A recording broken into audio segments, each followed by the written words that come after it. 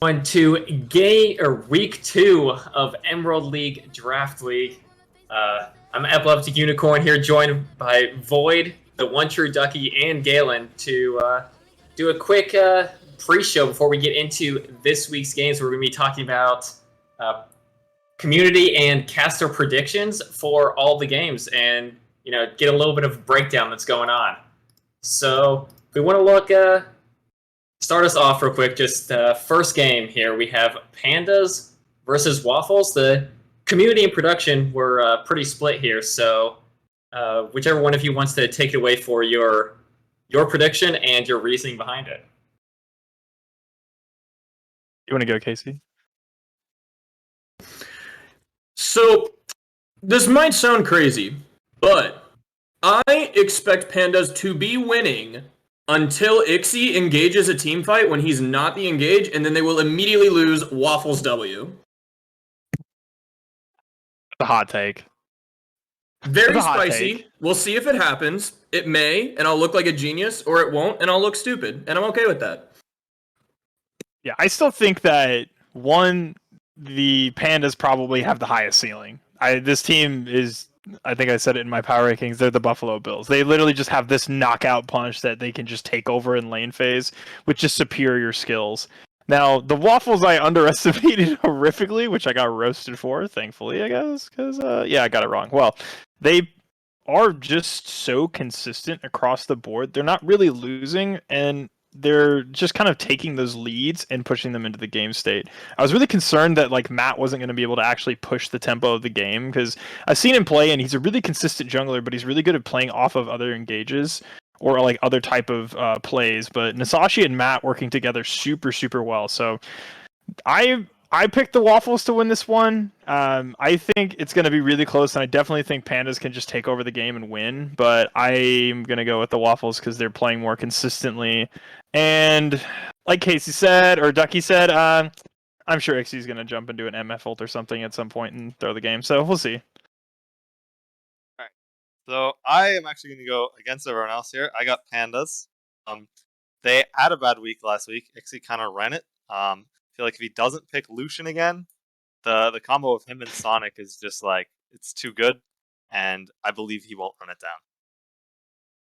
Yeah. You don't think they're gonna pick Lucian? No, they're not gonna pick Lucian. What do you mean?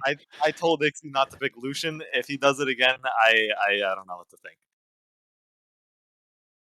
All right. Well, we have it there. Our little bit of a split desk here, but keep it moving. We're a little short on time here. Go to our second game of Bombers versus Turnips, where it's a fairly even split, but Turnips did get the slight advantage in the predictions. However, they are going to have 2 subs this week. So where do you guys think this match ends up?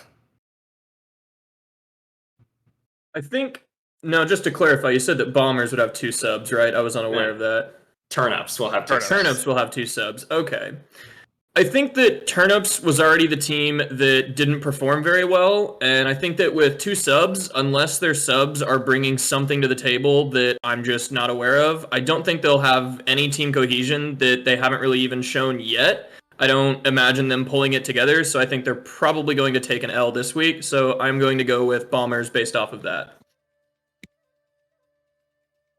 Yeah, I'm pretty much with Ducky on that one. Just the lack of the consistency of a team and just kind of throwing one together is a little tough to go against the Bombers. And I think the Bombers have some great players on their team. I think, Pity, he's my boy, but he actually really is showing up. So I really think that they just have the edge in terms of one-on-one comparison across the board.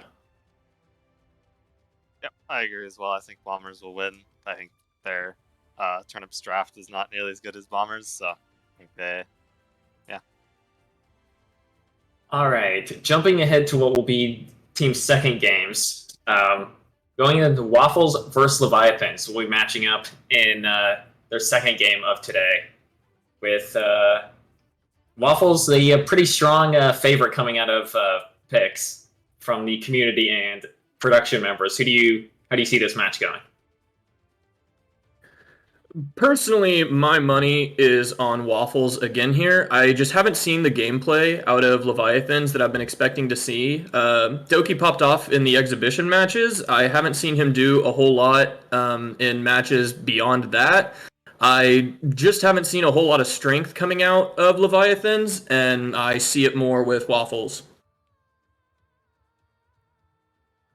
Yeah, I still think like the Leviathans have yet to really peak. I think they're kind of I really think they kind of have to win this game to really show that they actually can stand in the top of the standings. If they lose this game and go 1-2, I believe they play. Who's their next game? They actually play also a tough. Yeah, they play There you go. Waffles too. So like they're playing the top of the leaderboard here. They really need to get a W here. If they lose both games and go 1-3, that's we really, really struggle to kind of get back up the standings and climb back up. So I really think they actually have a pretty decent sense of urgency for this game to actually kind of win it. So I'm curious to see how they mesh together a little bit better this week, and they need to clean up draft quite a bit because draft was pretty much a big problem for their losses last week, or their loss last week. What does that make your prediction, Colin? Or Void? I'm so struggling. I really want to say Leviathans. I'm gonna go with Leviathans just for the urgency because they have to play both of the top teams this week. Yeah, so I also have Cheezers. I think there's hope for Leviathans. I think if Jeremy can or give me a cup twice can pop off, I think he can definitely carry the game. But Waffles just seem like they've got really good talent everywhere. Boost just had an insane week last week. Not what Cheezers, sorry, I get those two teams confused. It's all good. I mixed the teams up entirely, so don't feel bad about it. yeah. Frozen Forever is gonna have an insane game like always, so I feel like it's gonna be easy to win for Cheezers, but there's definitely hope for Leviathans. All right.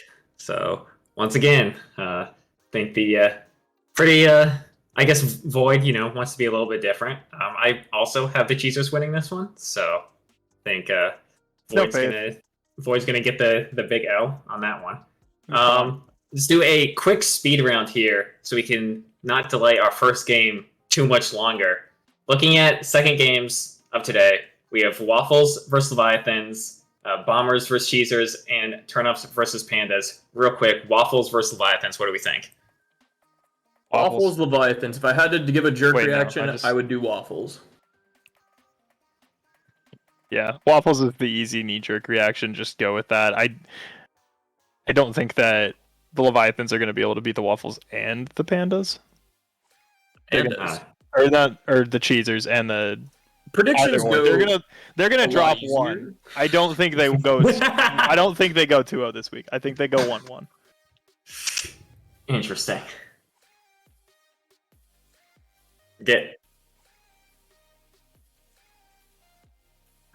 Gale, what do you think? Galen? He's dead. All right, we might have lost Gale here.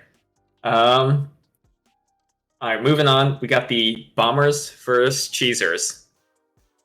Void, you wanna start us off here? Yeah, I think the Cheezers is obviously just gonna be the better choice. They just have the better consistency and the better players. I know I keep saying that, but I also like the NBK matchup into Kiriel. I just think that the gap there is way too big for like the Bombers to actually be able to play that game. So I'm going with Cheezers. I think this game will be interesting. My money is going to start on the Cheezers, but specifically, I really want to watch the mid matchup between Pity and Hammond.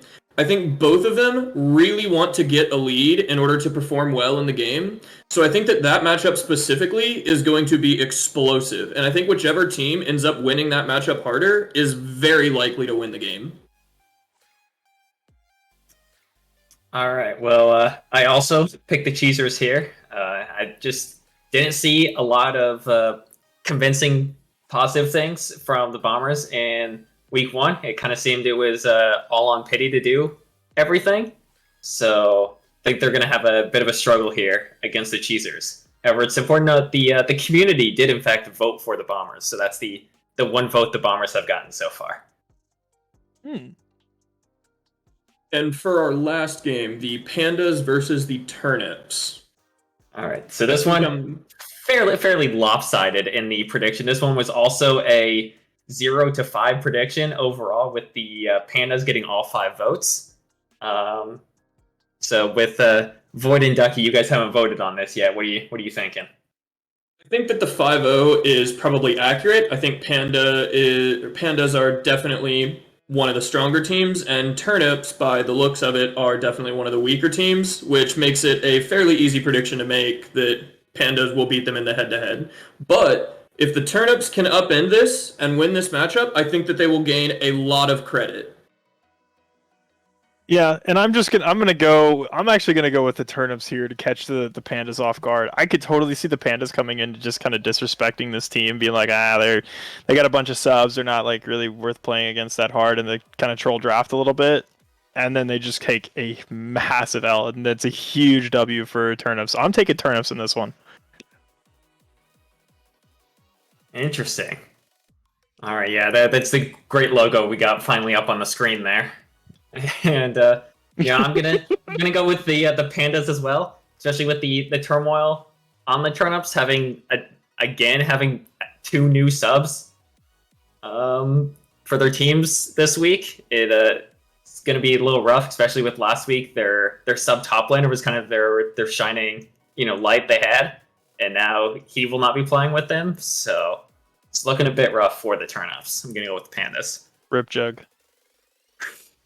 Rip Jug. 1 week Juggernaut. All right. Well, with that, I'm going to head out and throw it over to Ducky and Galen for the cast for our week 1 or our week 2 game 1 matchup between the Leviathans and Cheezers. Thank you. I'm back from my internet exploding. Ready for draft.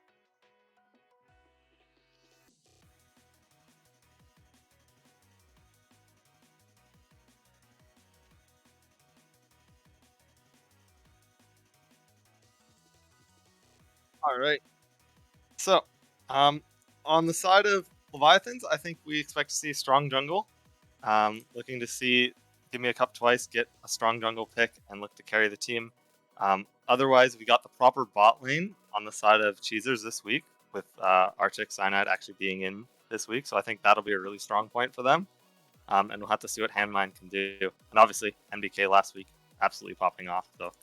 And I think that is another important thing. I know that I stressed the mid lane matchup between Handmine and Pity for his second game tonight, but I think that the mid lane matchup is also important in this game because, like I said, Handmine likes to have a lot of resources given to him. And I think that with the importance of the jungle matchup and the importance of the mid matchup, I think that they should definitely have their junglers focus around that lane. And I would hope to see the draft reflect that. I want to see a 2-man combination between jungle and mid that's very powerful and can fight early and can achieve those early leads that both of those players are going to want going into the game. Yeah, definitely. The mid jungle from the side of Cheezers is kind of insane.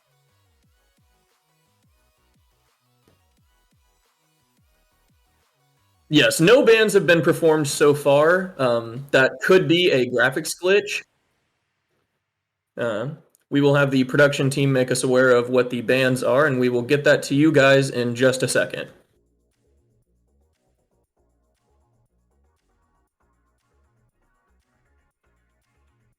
So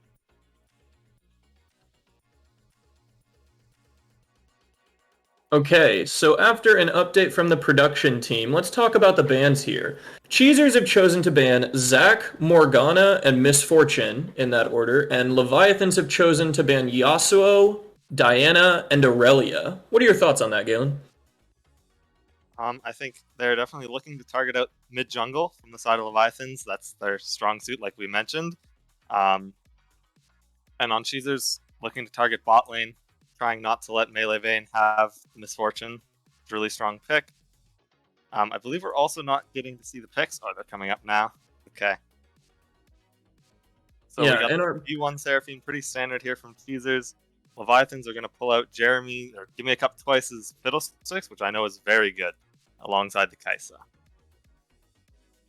Yeah, so Leviathans are starting off with a pretty good priority pick in the Kaisa. That is a very strong pick. I've been seeing Melee Vayne play it to great effect recently. But the Seraphine first pick, that's been a traditionally strong pick in competitive play for the last couple patches now. I think it's a very difficult champion to overcome in a team environment. She's got all of her teammates surrounding her to pass out those AoE shields. She's just downright oppressive. However, that being said, I do like the Fiddlesticks into it, because if you can get that good angle on Fiddlesticks, the enemy team for him will naturally be grouped up around their Seraphine, which makes it easier to land those, massive fears that can just be team fight ending. And, Seraphine can't do anything if she's dead straight off of the fear. Yep, I definitely agree. Cheezers really need to look to get some beefiness here because they've also picked the Gangplank.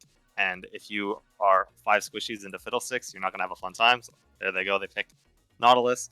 This might actually be a Seraphine bot for Arctic, with the Nautilus coming in support.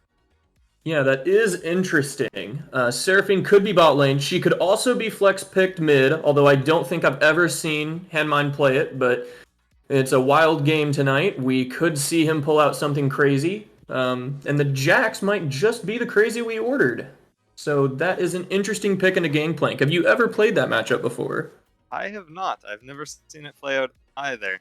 I know Tucker is not a top lane main by trade, so we'll have to see what he does on the Jax here. Yeah, on paper, there are some things going for Jax. You can counter-strike Gangplank's poke.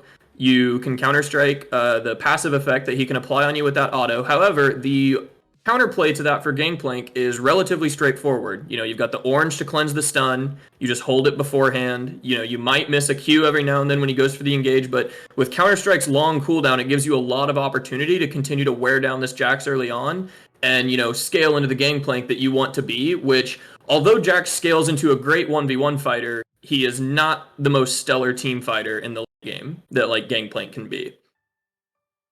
Going into the second phase of the draft, any thoughts on these bans? So we're looking to ban out the Udyr, which is just a really strong power pick right now. I'm surprised it wasn't taken earlier, to be honest. And then banning out Yone just so that Handmine has to play a not Yone Yasuo lane. So he has to play like a control mage or something otherwise. Yeah, I do like the continued focus on the mid lane. Cheezers not choosing to respond to the triple mid lane ban with any mid lane picks of their own, so they are going to be putting, Handmine in a position where he may have 5 bans targeted at him, and Leviathans chooses to make it 4. They don't want the Udyr coming through on top of this team comp. They think that might be too much. I agree with you that it is surprising it wasn't picked up already, but Cheezers have responded with a Lulu ban and a Corki ban. The Corki ban is interesting. I think they recognize that they really don't want Jason to play a pick where he can sit back and scale, because that is typically not a good way for Handmine to play his game. He typically doesn't do well when the opposing mid laner is able to successfully do that. So they recognize that a little bit, but then switching to the Lulu ban is a little bit of a question. You may have your Nautilus, already picked out, and your bot lane complete with that Flex Seraphine, but is Lulu really a huge counter to that? Possibly, Yeah. but I feel like Lulu's not the greatest pairing with Kaisa, but we'll see how it goes. Exactly, and that's my thought. Picking up the Leona with the Kaisa, not a terrible pick. I don't have too many more thoughts about it other than it's a little bit aggressive. That might be what Kaisa's looking for into this Seraphine Nautilus. But the pick from Cheezers with a Maokai makes me wonder about their comp a little bit. Do you think we could see Gangplank mid? We might. I believe that's probably Maokai jungle. We've been seeing a lot of it at Worlds. It looks really strong, Worlds. And yep, it looks like it's going to be the Swain. And that will confirm it with the Swain mid and Maokai jungle. How's it been performing at Worlds? I haven't been keeping up with the games. For most of what I've seen, it's looked really strong. He gives a lot of strong engage angles. His ganks are quite good, and he just becomes incredibly tanky later on, and just becomes very hard to kill. That lines up with my experience with him in game. That champion is just downright impossible to kill, especially if you play primarily mages. It just seems like you do negative damage as he continually heals off of the abilities that you cast. Yep. The Nico coming out for the mid lane pick. Now, have you ever played the Nico Swain matchup? I have not, but I've seen it played, and I think it's okay for Nico, but I feel like if Swain gets ahead, he's just going to become too tanky, and Nico's not going to be able to do anything about it. Yeah, it can be a bit of a volatile matchup. If Nico gets far enough ahead, she will have the burst damage to kill Swain before he can get a lot of his, items built that give him that, beefiness that he needs to get his, team fights to go well. However, Swain can also become too tanky for Nico to kill very quickly if he gets the gold lead. We have just been informed that that is a Varus, not a Nico. Unfortunate drafting bug. Despite using Pro Draft, we're not able to click the appropriate champions, but we will get through it. So this will be Jason pulling out his signature Varus mid. He's played this a bunch. I'm not a huge fan of it, but I know he really likes this champion, and we'll have to see how the matchup goes. He can burst through tanks pretty easily, and Cheezers do have a pretty tank heavy comp, so we'll see how it goes. It will be interesting. They've got two champions with very good options for poke. The Kaisa W's, if she's, on fire and hitting W after W, it can wear down your team very quickly. You combine that with Varus arrows, and it's not looking pretty. However, I think that the Cheezers have a lot of press this button for an instant engage, and I don't think that's going to go well for a comp focused around poking. But we will see. I could be wrong because, they do have quite a bit of counter engage with the Fiddlesticks ultimate. If he's hiding off to the side, his team gets engaged on, he can definitely use it to disrupt the team fight and turn it into utter chaos. But I'm just not seeing the strength of the comp that I would have liked to have seen from Leviathans as I am in Cheezers. I think Cheezers have the better comp here. I'll say that they've won draft as far as I'm concerned, but I could easily be proven wrong. No, I think Cheezers have a very consistent. They all have sort of the same idea. They all want to go in. They all want to have big team fights. Whereas Leviathans, they sort of seem all over the place. They have the Jax, they have Varus, and they just sort of seem not all together on the same page. All right. Well, while we are waiting for the game to load and the 3-minute spectator delay to go through, what do we have in the interim? Intermission is apparently in the interim. All right, we will see you guys in a minute.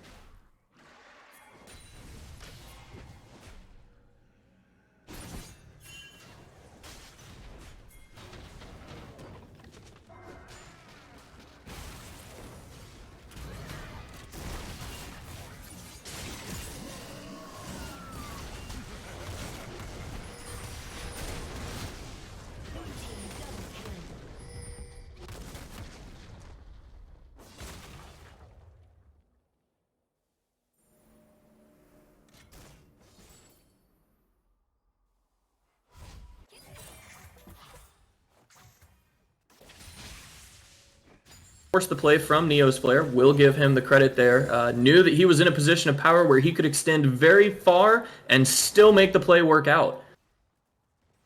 And now Jackson out TP is going to be losing a huge wave on the tower here. Reich 1 is getting plate here as well. Yeah, almost all the benefits that Jax picked up from the solo kill turned right around back to Gangplank on that play. We saw that Jax had managed to close the gold lead to only 900, but if we check it now, then I'm expecting to see somewhere around the 1500 range for a difference between the two. Yep, he's up. He's down 30 CS against the Gangplank. He does have a Vampiric Scepter, so he has some sustain in lane. Got 3 stacks of the Corrupting Pot, so he should be fine in lane for a bit, but it's going to get dangerous the longer he's in that lane. It looks like we have a little bit of a pause. I think a player disconnected. We see that the trade in mid just went very well, and we see that Maokai is floating around mid lane. Do we think that anything's going to happen here? I think it could. He doesn't have flash, doesn't have ult, so it's going to be hard for this to happen unless Jason makes a big mistake here, but it could definitely happen if Jason gets greedy for a trade, walks around behind the tower, and they can dive him. Maokai's pretty tanky at this point in the game. That is true, but I also do see an angle where Leviathans might be able to turn it. You know, Varus has the exhaust if they choose to dive, and Fiddlesticks is nearby and has the ultimate. You know, not many other summoners coming out, but with Varus holding on to his ultimate as well, they have the potential to lock them up for a very long time under the turret. NBK is also sitting on quite a bit of gold, you know, neither of them having complete mythics between the mid lane or the jungle. We're going to get to see a little bit of a replay here of how that trade went so poorly for Jason, and now we will see if anything happens. Looks like Jason's just going to recall. Maokai's going to... Oh, but both junglers are positioning. We have a little bit of a fight top lane going on. Going to get the counter-strike and land him up. Looks like Rift Herald was summoned mid lane.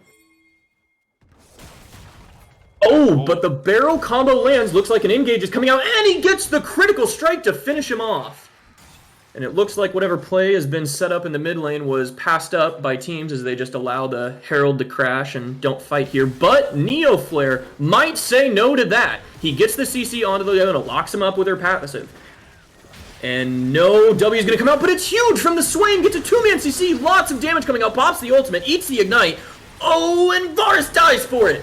Melee Vayne coming in from behind, ult forward to try and get onto Handmine, who's tanking the turret. Lots of shots coming out. Melee Vayne taking lots of damage, trading aggro beautifully between NBK and Handmine. Maybe a little more damage than necessary there, but ultimately none of the Cheezers will fall, and 3 are down on the Leviathans. That was just an insane Swainy there from Handmine. Yeah, you see. All 3 members there. Yeah, getting that out, canceling the Fiddlesticks ultimate as well with it. You saw Fiddle channeling there, and it looked like Maokai couldn't get onto anybody with the Glacial Augment. It looked like the team fight might have been about to be turned, but a very clutch never move from Swain, turning that around. He's going in desperation at this point. They're 13-1 down. He's just trying to find some sort of kill. Yeah, find a kill, find any gold, a shutdown. Shutdowns are the name of the game at this point. There is 1,300 gold that they could pick up in bounties and kill credit amongst only 2 members of the Cheezers. So the Cheezers will have to keep that in mind. You know, you don't want to pass a big gold lead to your enemies and not get much out of it. So we might be seeing Maokai and Swain playing, you know, a little slower, a little more methodical, trying to make sure that the only fights they take are winning scenarios, but they might also just see winning scenarios everywhere with their massive gold lead. Yep. So we see Gimme a Cup twice here is actually building a Leandries on the Fiddlesticks. Alongside that Conqueror, looks like he's just looking to burn through the tanks as much as he can. I think at this point in the game, he would be better off with just a one-shot build, because I don't think the team fights are going to last long enough for him to burn through the tanks. But a lot of damage coming out of this trade. We did see Varus pop the ultimate, but nothing ultimately coming through. I think you do have a solid point about the Fiddlesticks. However, I will say I have to give him credit for sticking to his guns. I think that going for a burst item when you have Conqueror, it might be a better item style for the game, but with the synergy with your runes is something to be considered. A lot of damage coming out from the top side as an engage happens on bot lane. Looks like both teams are wanting to disengage, except not at all. They pop the Gangplank ultimate. Q comes down and locks up Melee Vayne, but Cyanide cannot find the angle to get the damage onto the AD carry. They decide to turn onto the support. Oh, and the 2-man ultimate comes through. Nautilus flashes, but still dies. A lot of damage coming out of Melee Vayne here. He pops the ultimate and picks up 2 kills. but Maokai follows him with the W and cleans it up. A 2 for 2, no shutdowns involved for the Leviathans. How do you feel about that play? I mean, they've got to go for something at this point. It looks pretty good. They got 2 kills on a melee vein. He's got Kraken Slayer now, so he's pretty strong. I feel like that's their only hope is to just look to coin flip plays and see what they can do. So That is true. We see 2 mythic items being finished for the Leviathans. Very importantly, that Kraken Slayer, a very expensive item, coming out on the Kaisa. She is going to have a lot of damage. Varus finishing up a non-mythic item in Nashor's Tooth, giving him the AP and the attack speed that he needs. Will be switching his runes over to ability power on their adaptive force. And we will see what they can do with that power spike. The next objective up is Herald. Yep, and it looks like Neos Flare setting up with another top room here to try to kill Tucker. Let's see if he walks up to this. Yeah, and Tucker has no choice. His wave is pushing out. Neos Flare, knowing he's in a good position here, gets the exhaust down. Gangplank Barrel comes out. Oh, but he catches the hook and passes the kill onto the Gangplank. Yeah, I mean, he's just so far in the dirt, and they just keep kicking on him. So it's not a fun time to be Jax in this game. Yeah, Neoflare has definitely been making a large impact on this game. 10 assists out of 16 kills and 1 kill of his own coming out of the bot lane. That is quite a large portion of KP for a top-focused game. His roams have been very effective in supporting his team. Yeah, he's been really insane this game. Gangplank coming with a teleport to cross the map, chasing down the Kaisa. We will see Leviathans trying to collapse, but the whole time they're making that reactionary play, the Cheezers are picking up the Herald. We will see an engage onto the Gangplank. He's gotten a little bit split from his team. He pulls out the Zhonya's to buy some time. Varus ult whiffs. 3-man Seraphine ultimate. Gangplank setting up the barrel. He's exhausted, so the barrel doesn't do quite as much damage. Leona following through with the CC, and the massive shutdown going to Kaisa. They're still chasing down the Seraphine. Oh, and the Seraphine picks up the Varus before he's able to get off his ability, and now Handmine will be chasing down Leona. Probably going to pick up the kill, and now, boom, gone. 2 for 1, but they did get the big shutdown on the Kaisa. That's really the person you need to get it on this game. She's the only person with some amount of gold, so I feel like it's okay.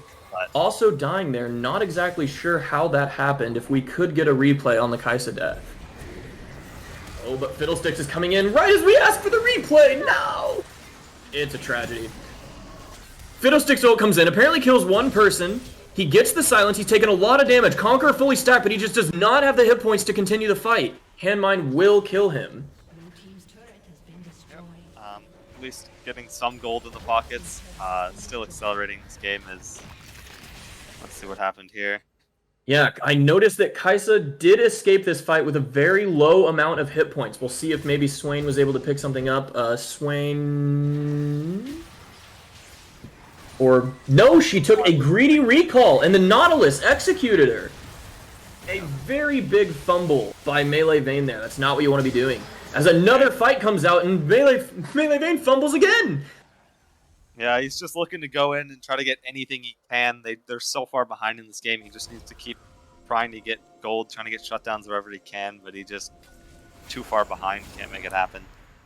Taking a lot of risky plays. Some of them are paying off and some of them not so much. At some point you do have to say, you know, okay, I've made a couple risky plays, have a little bit of gold in my pocket, and you have to return to that calculated risk. Otherwise, you know, constant coin flipping isn't always going to land on heads.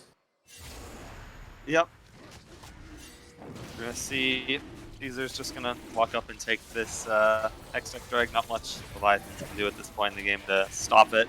They're just going to look to scale up, get their items, see what they can do in later team fights. That is true. Leviathans farming the map while the Cheezers take their second objective. You know, they probably don't feel too bad. It's only the second dragon, but with the position that the Cheezers have in the game, it's hard to imagine them not getting the third and the fourth as well. Yeah, Flash coming up for a 2-man stun, or root, going to be killing Melee Vayne a third time. The Gangplank cutting off his escape, and Leona will fall shortly afterwards. The tanks having a very nice side flank. Jax taking a lot of damage from these barrels. This Gangplank is feeling absolutely massive at this point in the game, having the Essence Reaver and the lethality from the Prowler's Claw. Yeah, Melee Vayne is just not respecting how far ahead the Cheezers are. Keeps playing really far up and just getting caught repeatedly. He's got to be more careful with his positioning. Yeah, definitely not what we want to Jason see. might be caught here. Yeah, we will see his recall canceled. We will see him locked up, but we will not see him get a return kill for his ultimate there. Yep, there's more picks coming through. The lead almost up to 10k now. It makes you wonder how Leviathans are going to find their way back into the game with a gold lead and a kill lead so massive. They just do not seem to have any tempo in this game whatsoever. I feel like the only way is to find some sort of crazy 5-man fiddlesticks ult. That is true. They do have their base still mostly intact. They have only lost 3 turrets. Cheezers falling a little bit short and will fall a little bit short here in the Seraphine. Gets stunned up. Doesn't find the root. Jax blows the flash and the ignite and will take Arctic Cyanide down. Good play there from Tucker, finding a little bit of gold back in his pockets.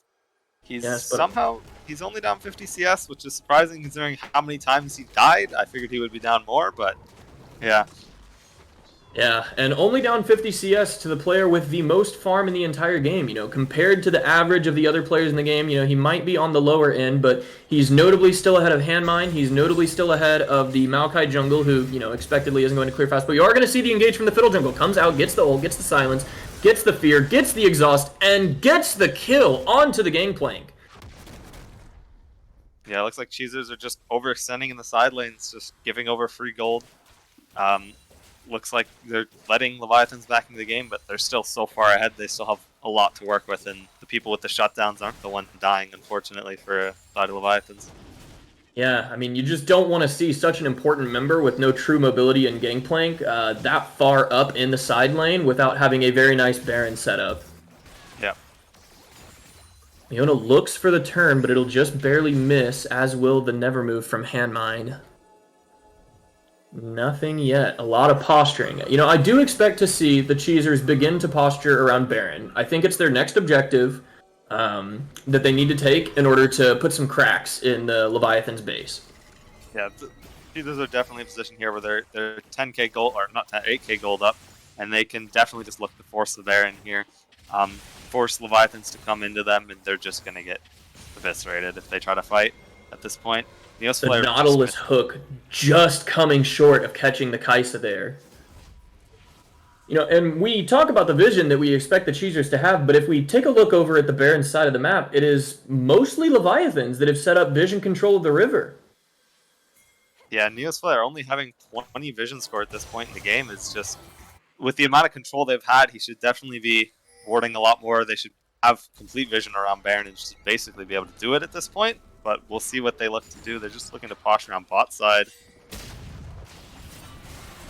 Neosflare getting engaged on by the Leona, but he's got more of his team members in the immediate area. Arctic Cyanide dropping a lot of damage, and it looks like that fight is mostly disengaged. A Gangplank, Prowler's Claws in, uses the ultimate. 2 fights going on at the same time. Lots of damage coming out onto the Leviathans. They're just too far behind. Giving a cup twice, finding the Zanyas, but will not find any kills as NBK continues to chase down Jason. Jason trying to get a lot of damage back. AP Varus is good at killing tanks, but it is not good in this game. Alright, so Cheezers should just look on the Baron here. They're going to take the mid tower, or are they just going to look to take that third dragon, play it safe, not try to take any risks here? Yeah, it looks as though they won't be. And I think Inhibitor's good here. I think this is the better play than taking Baron, because the expected play from Baron is to crack this base, you know, against the different poke champions, against the Fiddlesticks that can counter-engage when you're trying to fool the siege. I think that cracking that base early is fairly good for the Cheezers. Yep, they can definitely do that. And then they're very far ahead, so with that extra pressure from the mid lane, they can look to take Baron and end the game off that. For now, they're just going to take a couple towers, look towards this third dragon, and then they should reset and look towards Baron. Yeah, extending their gold lead quite far. We will see Leona trying to scout vision, but she's only one person. A lot of her team's not around. She gets engaged on by the Nautilus. A lot of damage coming out of the Gangplank, and a lot more damage coming from the rest of the team. Leona falls down to cause Handmine to go legendary. Yep, just getting greedy, really. There's no reason to try to ward this area, but if he goes for the wards, then just gets caught for it. Yeah, team on a different page as we see the Fiddlesticks on the Baron side of the map. You know, perhaps the team call was not to contest the dragon, didn't see the angle for it. Leona decided to get a little bit too close to the action and will suffer as a result. Yep. And we see Handmine here finishing up the Rylai's Crystal Scepter. That's going to make it very hard for anyone on Leviathans to get away from any sort of pick that they have. He's 11-0 this game, just absolutely popping off. Yeah, having a very nice game. Like I said, he does like to play with that gold lead, and by gosh, has he found it this game. Yep, we talked about the Varus and the Swain matchup, and it's not going well for Swain, or for Varus rather. Yeah, and I did expect to see the AD Varus this game. I think that with the Leviathans comp, the AD Varus would have been better. I mean, you already have quite a few magic threats on your team with the Jax, with the Fiddlesticks, with Kaisa doing a lot of magic damage on herself, and with the Leona, you know, providing that extra support magic damage. The AP Varus stacking, I mean, you are into tanks, and it is good at killing tanks, but it just doesn't make too much sense. And the blue team will secure Baron Nashor. A fight breaking out after the Baron. Neoflare flashing in, but flashing a little bit too deep. Manages to escape, but Kaisa dives super deep. Picks up the kill, tries to flash away, but will not be able to find the movement speed as the fight continues raging on around Swain. Swain picks up Leona, but Gangplank will fall to Jax. Jax trying to escape. He's got the vision marked on him, got the blue trinkets coming out to try and kill him. Hugs the wall closely, but doesn't get hit by the Nevermove. Swain will find an ability, but gives up the chase on the kill as NBK is chasing under the turret topside. Varus pulls out the exhaust, but NBK decides to disengage. Varus unable to keep him under the turret while Swain just is trying to end the game. Yep, this should just be the game here. The death timers are actually they're just coming up, so they may be able to have a defense here. They should get at least one tower, maybe two. We will see if they can mount anything. Abilities missing the Jax from the Swain. Jax coming in with the ultimate, with the counter-strike. He's putting a lot of damage down to the Maokai, but Maokai might not be who you want to hit. But Maokai makes it out. He realizes his mistake. He tries to hit Swain, but it's too late! And Jax will fall. Swain barely hugging on with hit points. Makes you wonder if Jax is questioning his decision. Yep. Somehow, Leviathans managed to hold on. Cheezers just chased Jax for too long and weren't able to end the game off of it, but getting a couple picks here.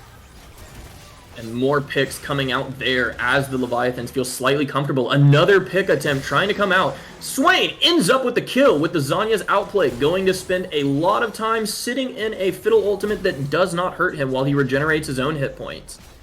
Alright, and now Cheezers should be able to end the game. Yeah, another 30 mistake, another timers lost on fight, everyone. another set of picks coming from the Leviathans. Just does not spell a good outcome for them. And 14-0 on the Swain here.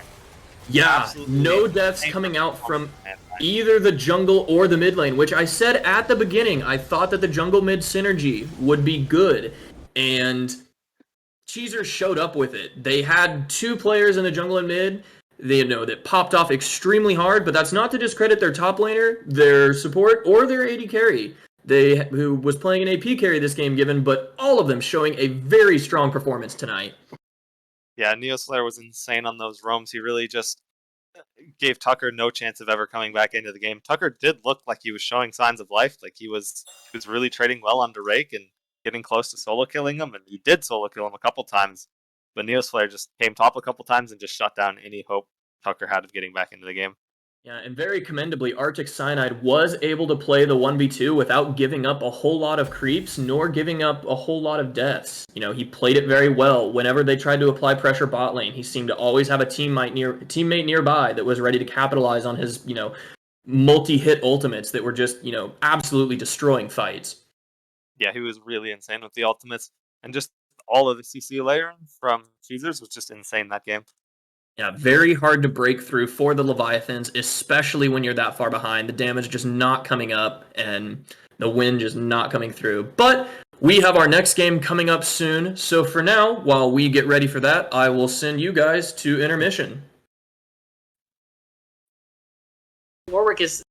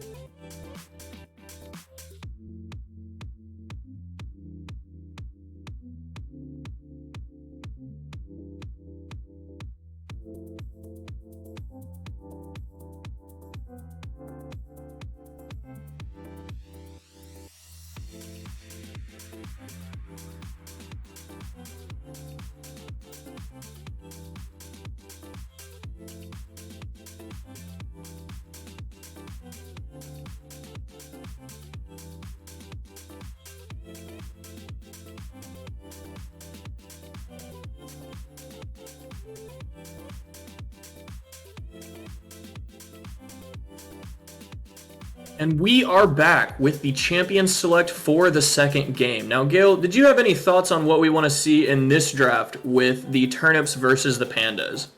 I want to see Sonic put on a strong side champ. Well, Turnimir's banned. They should be banning the Aatrox as well. Those are his two best champs. I want to see him on something strong, something to really gap his opponent with and try to look to take over the game.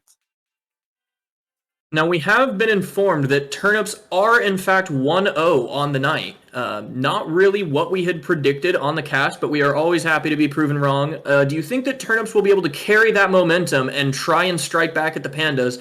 Or do you think that the Pandas will see the 1-0 and be a little bit ready for the Turnips to show up tonight? We'll see. I know that Pandas also lost their game prior to this, and they have some emotion players on the side of the pins, so they might be a bit tilted coming into this. We'll see if they can reset and look to get this win here. Yeah, perhaps they're a bit tilted, or perhaps they might find their refocus. Maybe that was their wake-up game. They might have been a little bit asleep, thinking that they had an easy draft this week, but knowing that that is not the case, they might be ready to come back with a vengeance in their game 2. We see 80 carry bans coming out of Turnips, so they will not be banning the Aatrox and will not be first picking it. They are putting a lot of focus on this bot lane away from Ixie, trying to get the priority Misfortune. I expect Pandas here with Aatrox being let through that Sonic will play that champ. He's just really strong right now, and it's one of Sonic's best champs, so I think it's a mistake to let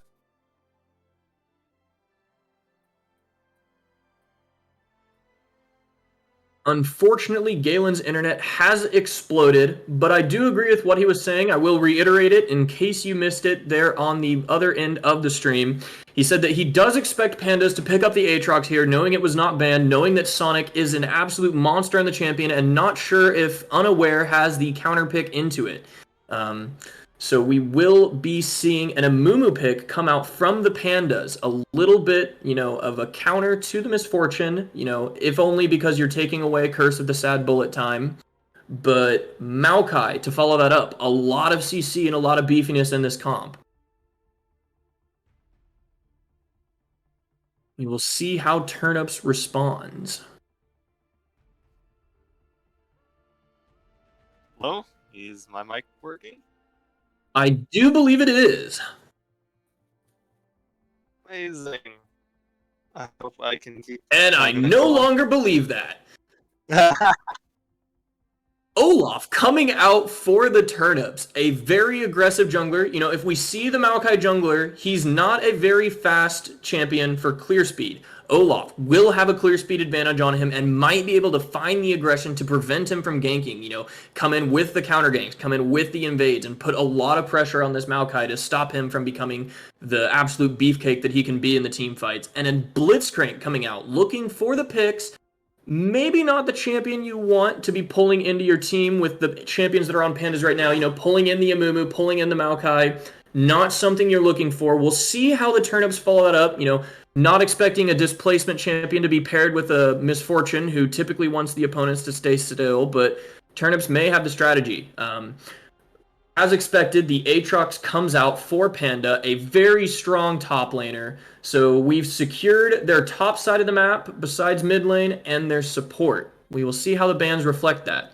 Looks like they will start off by banning out a mid laner that can be flexed to top lane, or perhaps the inverse if you have the same beliefs I do, but not what's been picked lately.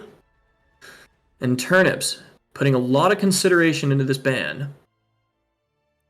And they will choose the LeBlanc, also going to focus on that mid lane, see if they can get Star Atlas ahead. And Star Atlas has been able to create some leads, or at least come close to creating those leads. In his games in the past, he would get right up and right in the enemy's face, ready to pick the lead, and will refuse to grab it. Just a lot of fumbles coming in at clutch moments for Star Atlas. We'll see if he's cleaned up his play a little bit and shaped up into a great mid laner. The second ban being throwing out for the Samira.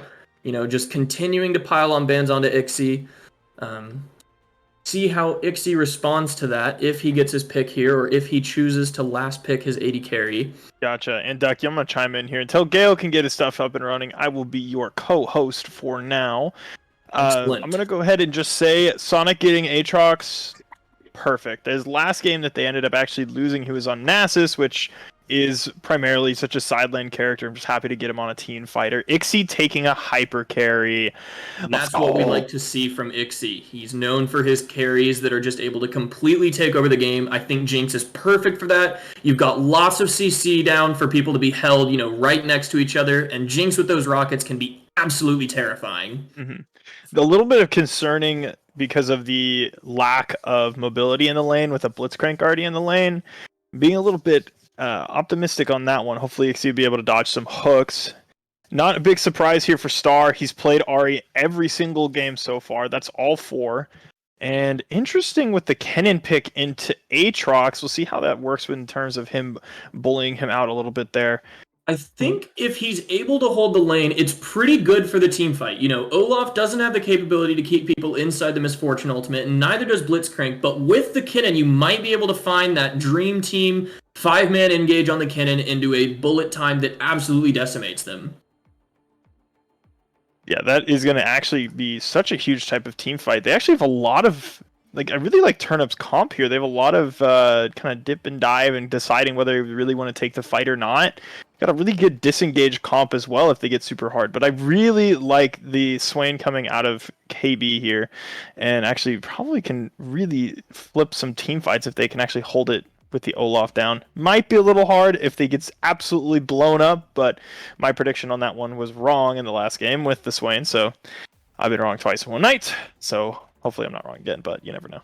Choosing to trust the Swain this time. And I do think that this is another situation similar to last game, where if Pandas find that gold and get that beef onto the Swain, onto the Maokai, onto the Amumu, they're just going to feel absolutely unkillable to Turnips, who have a lot of champions that are on the squishier side, but can pack the damage. But they need to be able to get that lead and find that damage before Pandas is able to build enough tank items to withstand it.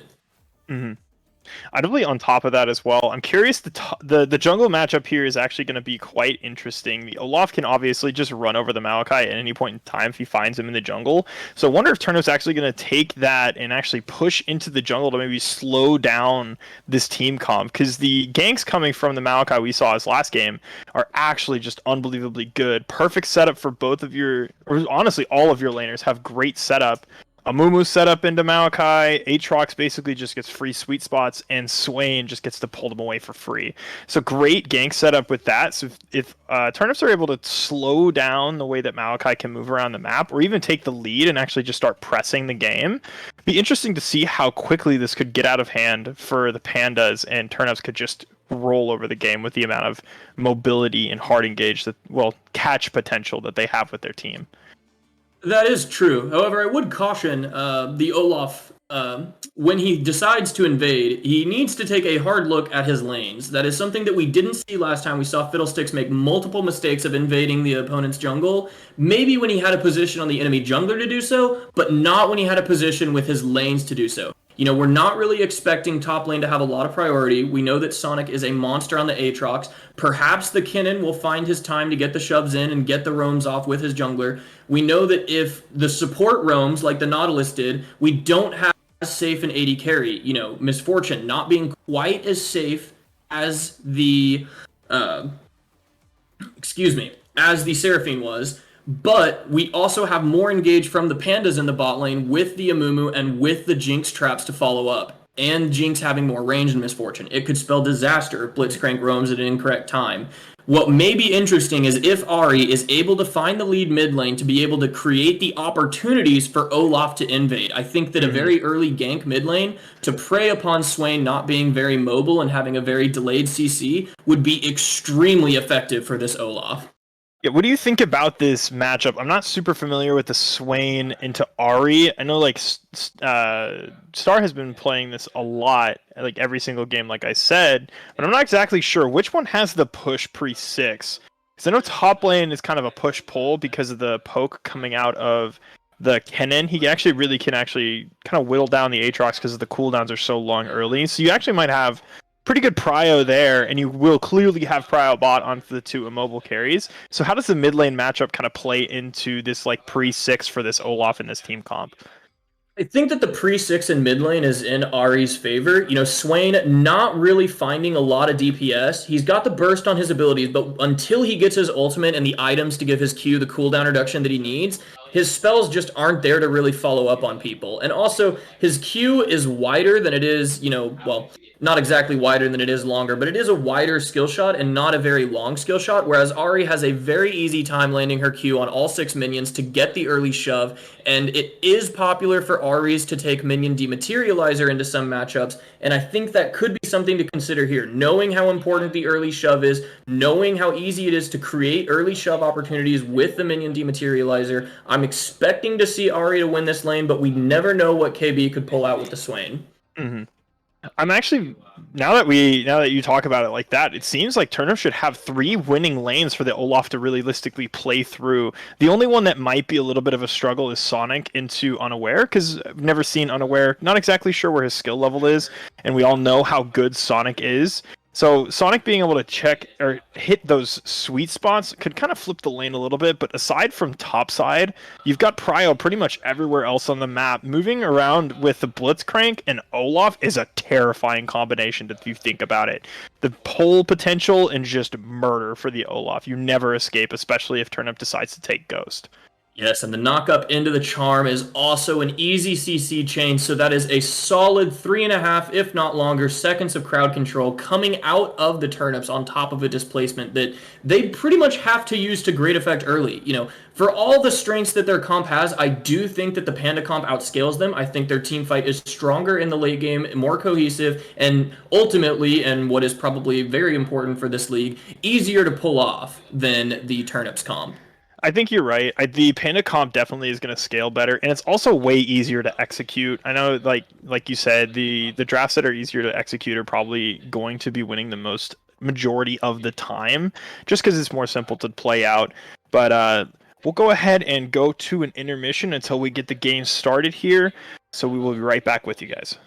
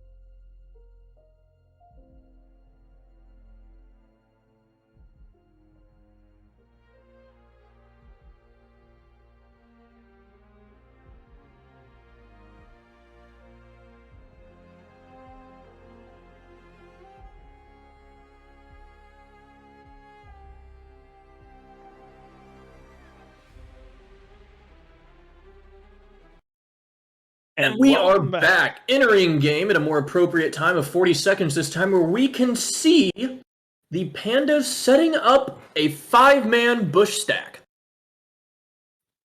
Oh, they might be abandoning it here. Yeah, it looks like they're giving up on it. Perfect 5-stack from the Tots. They definitely are just protecting for that invade. They have a Blitzcrank, so they definitely could have gone for it, but expecting probably a 5-stack at a bush that they walk into, probably didn't want to give up a lead to a team that scales really, really well. So I actually really like that decision by them to not press it super hard and just to look to play through their lanes, which is their strength this game. Exactly. You don't really want to be coin flipping when you know you have the winning lane already. You know that the enemy team is going to be expecting some Blitzcrank shenanigans, so you choose to 5-point like normal, take the lanes that you're expecting to win, and leave it at that.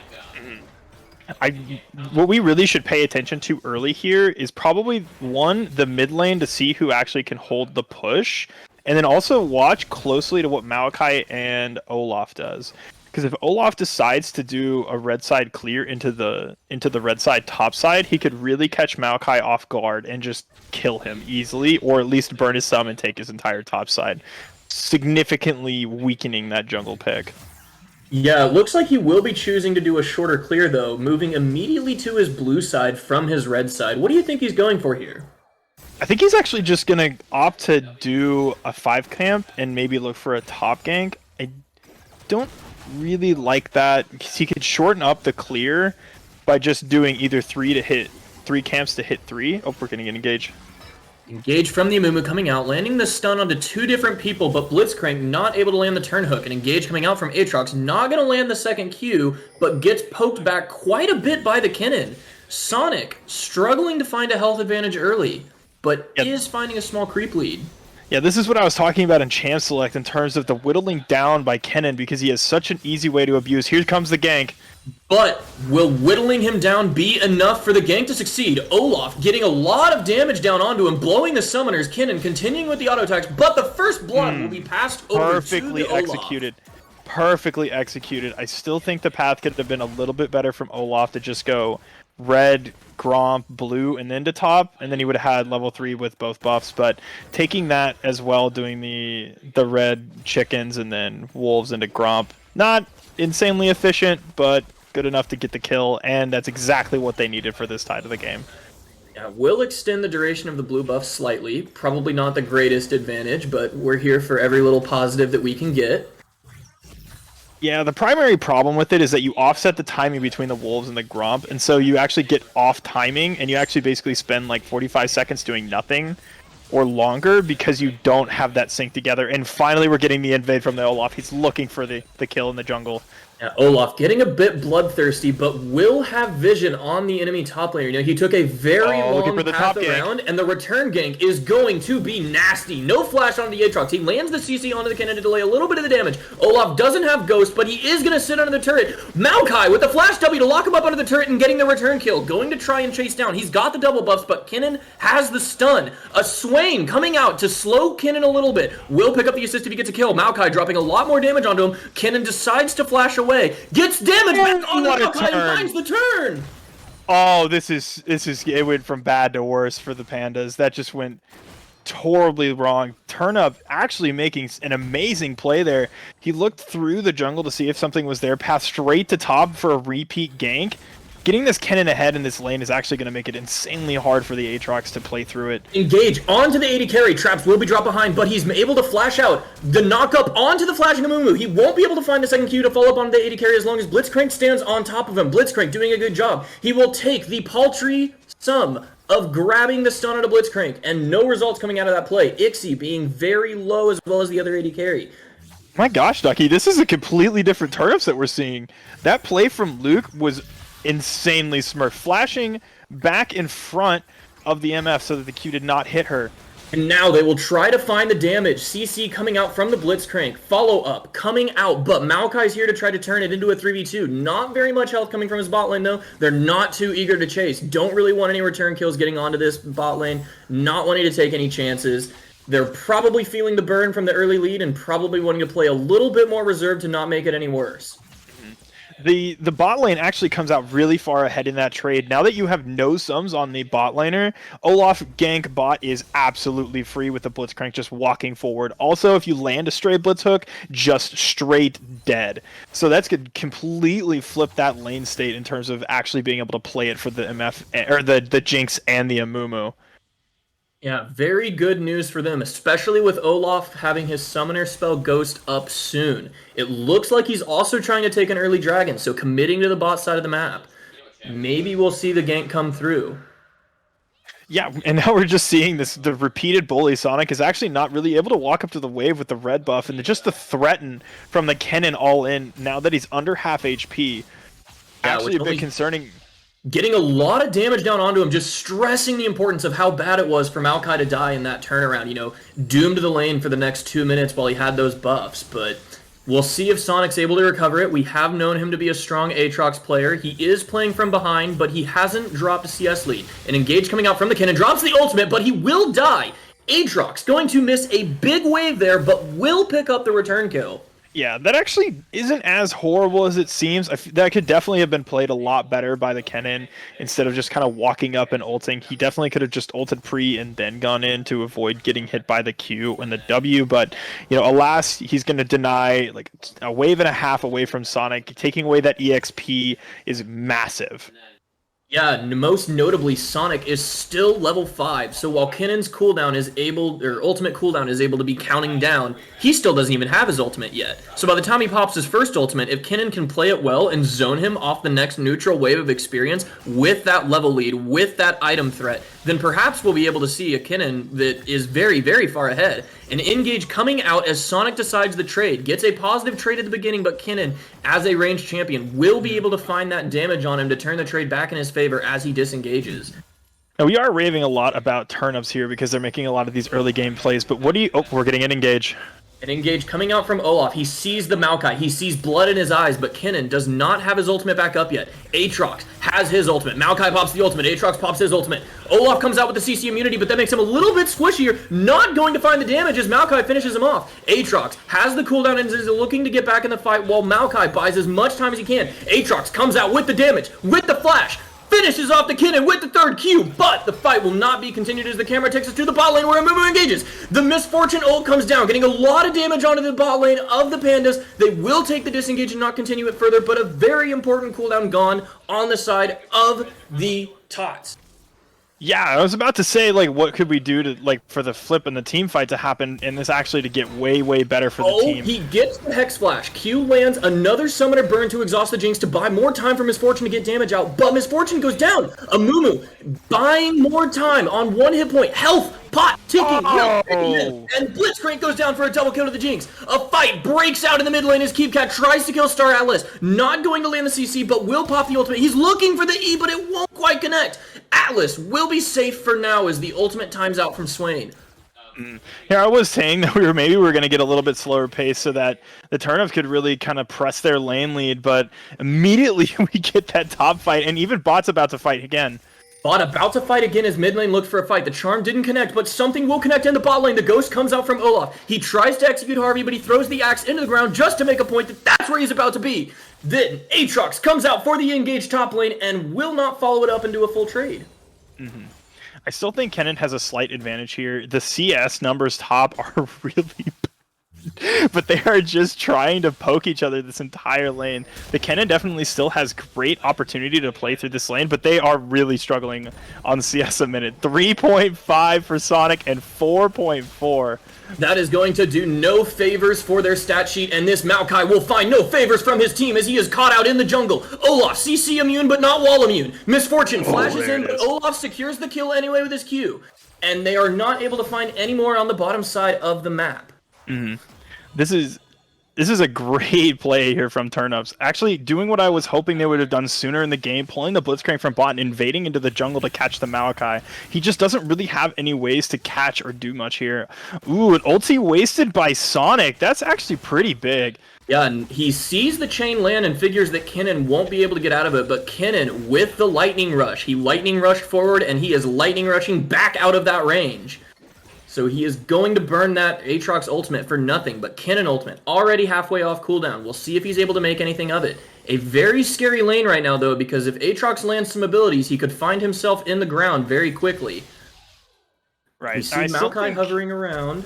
Oh, but a fight's breaking out. Blitzcrank gets the CC onto Jinx, but gets CC'd himself. He drops the silence and sees what time he can buy. The team is split up. Jinx is fighting the Blitzcrank. MF pops her ultimate in melee range and won't get anything out of it. Olaf is chasing down the Amumu. He's got nowhere to go. Will die to the Ahri. Jinx has managed to find the escape. Is at very low hit points as Misfortune goes for the chase, but will not be willing to chase him under turret. Going to wait for his team to get the setup. Ahri flashes under turret. Cannot miss the W. Gets a firm grip around the lead and proves me wrong from the draft when I said that that was one of the mistakes. I am very glad to see that cleaned up.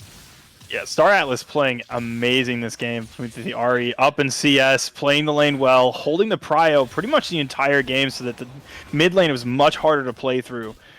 Yeah, we're not seeing much impact coming out of this Swain, and that's what we were talking about, is you've got these winning lanes, and Star Atlas has been doing a great job, probably the most winning lane right now, because he's been able to keep up and farm while also bowling his lane opponent, but we're going to see if that will change. Oh, the Q missed, but the Aatrox Q is not quite hitting exactly. The passive comes out. Kinnan is at 1 hit point, and Aatrox is at 2. We will see. Anything comes. The camera is still focused, so we're still seeing some action up here. Oh, but it's because Harvey's got him on the reach around. He's coming in. Can he land the Q? He'll get it. Doesn't pass the kill over, decides to take it for himself. No assist to the Aatrox. Full credit. Solo bolo from Harvey, and Kinnan got outplayed. Yeah, look, definitely a little bit of a misplay coming from the Kennen there. Whiffing the Q and missing a couple key autos there, walking back into auto range so that Sonic could get the free auto attack and get that HP back up. A big misplay for that. Yeah, but we'll see if the Olaf can make up for his mistakes. Olaf dropping a lot of damage down, but Aatrox buying what time he can with his heals. Ixie randomly dies in the bot lane. Olaf is still fighting Maokai. He's getting a lot of damage down. Maokai, not able to get his passive off when he's dying to autos and not spells. And that is going to be 2 kills for the Olaf. A big lead coming out. Charm lands. Everfrost hits Narnia. Listen, and right as the caster curse is real. When we're praising Atlas, he just whiffs. Harvey gets pulled here. Yeah, but the MF ultimate pops, not quite centered, not quite gonna find the kill. Aatrox burns the teleport to try to not give up too much. He's feeling very behind, but he's got the Eclipse power spike. He's feeling perhaps a little strong right now with that. Eclipse is still, despite the nerfs, a very strong item for Aatrox. Riot, in their attempt to nerf it for bruisers by nerfing the lethality, making a very confusing choice. But we'll see if the more confusing choice is for them to stand on Vision. They are standing right on top of a ward. I'm 100% sure they have zero idea it's there. Maokai's actually sticking here too for the 2v2. Yeah, he's coming in for the 2v2. Kinnan gets pulled back into the third Q, goes for the engage, but not going to be dropping down enough damage. It looks like Sonic is not going to secure the kill, though. The fight starts to get nasty. A lot of chaos coming out. Olaf dropping a lot of damage on the Aatrox, and then comes back in with the lightning rush, and they find the damage. Turning the 2v2, despite being seen the entire time, it turns out the silly choice was me doubting them. The underdogs are here to play, Ducky. They are here. Yeah, Pandas thinking that they're just the better player in the 2v2, but finding out very quickly that 2,000 gold says that that is not true. Kinnan looks like he's getting killed here. They feel very confident, but he's able to buy just enough time and just enough distance for Olaf to come in, get them both low. His abilities come back up. He gets the damage down, stuns the Maokai, and Olaf gets all the health back from that. Harvey going to get pulled and randomly die in the bot lane. Not really sure what was leading up to that. It looks like he was going for Vision on his own without his teammates. A very big weakness of some support players thinking that the jungle is safe, but it is a dark forest out there. Yeah, Harvey has been getting caught trying to ward without his team. This is more of something that's happened with him in the past couple of weeks, but something he probably just needs to clean up in his game. Right now, this game is just snowballing out of control for the Pandas. They just need to find some level of security to just pick up some gold somewhere, because their team scales very hard, but if they just fall behind in Drakes, which are already 2 Drakes behind, they really struggle to find a way back into this game. What do you think, Casey? What's a good turn here for the Pandas to try and find an avenue back into this game, because they clearly have the better like late game team comp to actually scale into if this game goes past 20 minutes. I think that for now, you sack the Aatrox and try to make a play around your bot lane. You've got the Amumu ultimate that could be huge, but he's dead, so it won't be coming out. You've got Kennen killing your mid laner, who shouldn't really be there and should be in the fight with the AoE. But I think that if they were to combine their bot lane and their mid lane and their jungle and try to make a 4-man play on an objective in a 4v4 environment, they would still be able to win. A large part of the team fighting potential of Tots is tied up in Kennen's ability to provide the AoE CC. I think that if they're able to land like a 4-man Amumu ult into the Swain, it could be good, and they could find their comeback. Mm-hmm. I definitely think their team fight is going to be what they're going to have to hinge their game on right now. Because right now, every lead, I'm sure if we looked at gold charts right now, everybody is just running away with their gold lead. And we'll take a look at it here. Yep, everybody is just running away with their gold lead. Luke is the only one that's really struggling here, but he's Blitzcrank. He's not exactly that. He only really needs to grab people. So, very grab people he will as he grabs the Maokai. Maokai tries to escape using the W, gets silenced up by the Blitzcrank. Lots of damage coming out. The CCM unit Olaf decides not to dive the turret. Star Atlas charms Narnia to him, but won't be able to get any kills off of it. Olaf uses the Blast Cone to try and get out. Pandas looking for the re-engage. Harvey won't be able to find it. The Misfortune ultimate comes down into the choke. Kennen ultimate following up to try and stop the Swain. Lots of damage coming down. Star Atlas picks up the kill, and Jinx picks up the Olaf, but Ari picks up Jinx. Jinx getting a massive shutdown there on Turnip, because I believe he was 7-2-9 right there. That may have been 1,000 gold shutdown going over to the Jinx. He's going to start picking up part of his Phantom Dancer here. I don't know if it's really going to be enough. I think the MF is just too easy to play at this point in the game. Even if he's behind about a half an item, it won't really matter. The MF ult is just going to do too much in these fights. Yeah, you do want to see your Jinx get ahead, so they are getting the gold on the right people from these team fights. That's one of the good things that they have done so far as a result of these fights, but with the constant losses and the dragons stacking up, it's just starting to look hopeless. Yeah, I think the Pandas definitely still have a way back into this game. The Tots almost really overextended there, already starting the fight with half HP, and Olaf, like after killing the Maokai, walking back out and being under half HP. They really are kind of pressing their advantage a little more than I really wish they need to right now. They really could just play safe with this Ahri that is insanely stacked. And we just take a look at the gold lead is just starting to balloon like crazy. So what do you think the Tots need to do to kind of close out this game? Now that they have the lead, they've executed the early game comp very well. What do they need to close this game out? I think the thing that they need to close this game out centers around vision. They're going to want to get their last objectives. They're going to want to go for Baron when it's up. It looks like they're even taking Herald now to try and get the second Herald. They're going to want the Dragon when it's up. So I really want to see people roaming around with the Blitzcrank like they've been doing, but without the purpose of looking for picks, unless, it leads into the objective, but with the purpose of setting up vision that will later create those picks at the time you need them. That's definitely what I was thinking as well, and I think they already started doing it. They basically forego the bot side to just start securing the objective and the vision. Now we got Kennen going down to the bot side to protect that tower, but they secured all the vision, got the Herald in their pockets to break down mid, and maybe even more. They could take a great fight here with the hard engage from Luke, who's actually been hitting these hooks quite well. And so if they get a pick here, they actually could probably take 2 towers, if not 3, and get close to the inhibitor.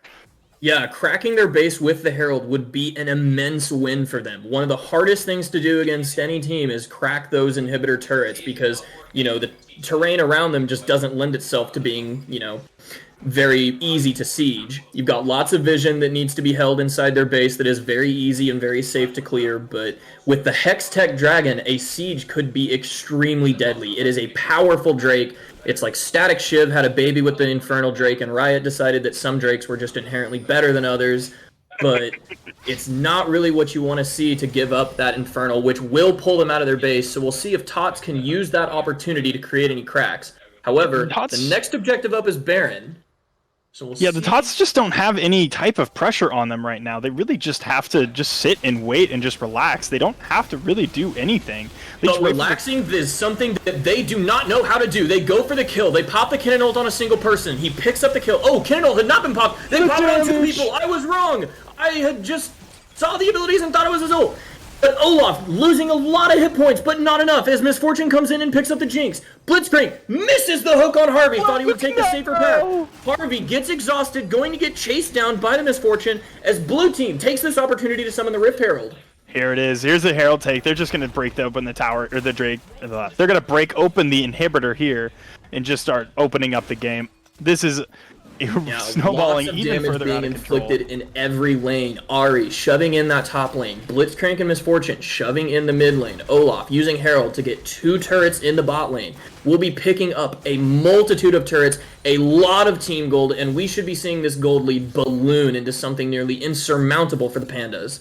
We are hitting 10,000 gold for the Tots here. They are basically on the biggest spike that they're going to get so far in this game. If they all take a recall right now, they could just set up for the Baron, wait for the Pandas to try and walk in and actually contest, and just kill them and take the Baron and end the game. This is a really easy way for them to just win the game outright, and looks like they really just need to move to the top side here. They don't want to waste too much time because this team can scale, and anything could happen. You never know. Swain, a little bit scared to pull the E there. Not really sure why, but, you know, he could have been hooked, could have been killed, so the caution's somewhat warranted.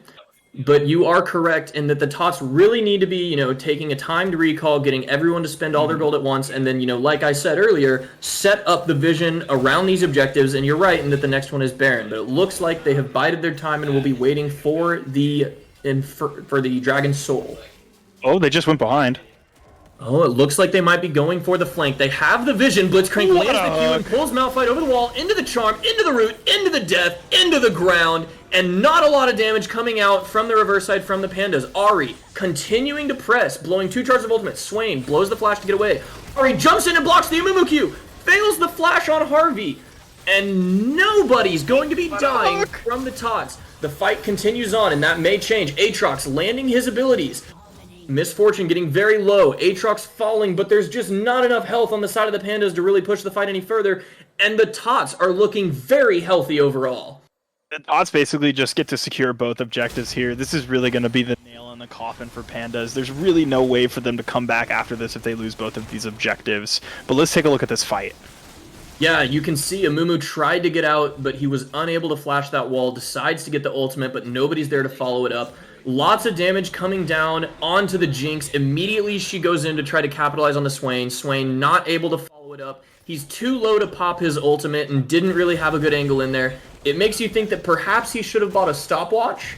Maybe more gold effective than the Giant's Belt, but the Giant's Belt did give him life there. So just questions you might ask with answers you will not know.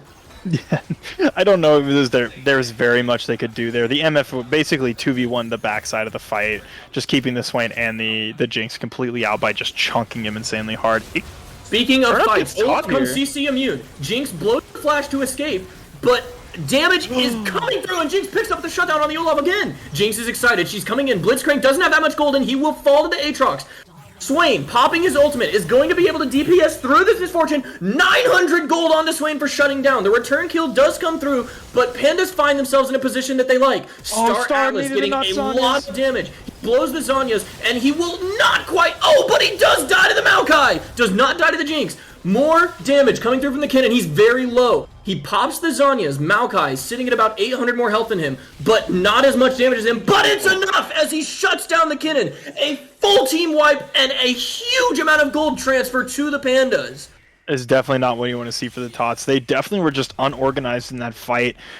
Turnips just went really early and was just kind of got caught out and tried to take the 3v1, kind of probably egoing it there, probably because he's so far ahead. He's just like, I do whatever I want. And then he couldn't kill the Jinx as she flashed away from the fight, and then just kind of got focused down. Although the fight is continuing. Another fight comes out. People see blood in their eyes. Olaf wants to come back. He pops the Ghost. He pops the ult. He's getting so much damage onto the Maokai. Maokai tries to escape, blows the W, but it's not going to be enough. The teams are looking to re-engage. They have their Jinx. They have their damage. They have the Amumu ult locking him up. Blitzcrank, very low. Jinx is now excited. Olaf chases down the kill. Swain trying to become the new frontliner by as much time as he can for the Jinx. Olaf, ultless, gets enough health to survive. The MF Kinnan team fight dream coming through on 3 instead of 5, but it will be enough to close the game out. Perhaps. The Tots is beating them with their wallets right there. The amount of gold that they had in their pockets just made it insanely hard for Pandas to really come back. They had to have a perfect team fight. Yeah, and in the beginning, this does look good for the Pandas. You have the excited Jinx, you have a bit of a front line, but as soon as Kennen shows up with this ultimate and the MF is able to get her own onto them without much recourse, it's just over. You know, the carries pop the abilities, and those are your team fight abilities, and that'll give you a very quick win if you can hit them. Yeah, I still want to see the Tots to start to push in, actually start to get this dragon or this Baron so they can end the game. They're kind of letting the Panda linger around a little bit, and teams linger. They start finding picks. They can find a way back into this game. I definitely think the Pandas can find a way back into this game if they get a couple more kills onto this Jinx. It won't really matter how much gold is on anybody else on his team when he could just annihilate the entire front line. That is something. As the game goes further and further, you know, the gold lead might continue to be 10k, but when the team has 70,000 gold and the team with the lead has 80, everyone's at 6 items, so the 10k gold lead does not mean that much. Tots, thinking that they will be able to do the Baron in their face. Possibly true. They have Blitzcrank, you know, harassing their jungler, trying to get the pull, but the charm pulls him away. We get in the Jungler pit. comes in. He's in the pit. He's trying to find the damage. Jinx ult is blocked. He dies. The Baron dies to Olaf, and the fight continues as Aatrox tries to get the damage down, but Misfortune ultimate will zone off. Like Sonic! And comes through, and the Aatrox is finished off. Yeah, they finally just decided to pull the trigger there and just go for the Baron and just take the 50-50 because they were just too strong to not take that fight. Dark Atlas the fight. with the flash charm, a lot of damage coming down onto the carries that decided to break away, and the shutdowns will be picked up by the carries from the Pandas. Probably going to put a damper on the ability for the Turnips to end the game here. Or You the still Tots. have the 80 carry on Tots. They could definitely just have the MF focus, and the Olaf just basically just keeps them out of their base so they can't run and heal. And that just, the seems MF to be just what they're focuses. doing. Misfortune just hitting these turrets. You know, the carry is close enough, and now the carry will fall, but 2 turrets down. She's trying to rush for the end. She definitely Oh. should here. Just hit the Nexus. This Nexus is free. People Oh, are he shouting, hit the dies. Nexus. Misfortune dies, but it's not enough as Olaf finishes the game. Unfortunately, Panda's not able to drag the game out to 40 minutes and try to win. Tots will be able to close it out in 28. Yeah, that was definitely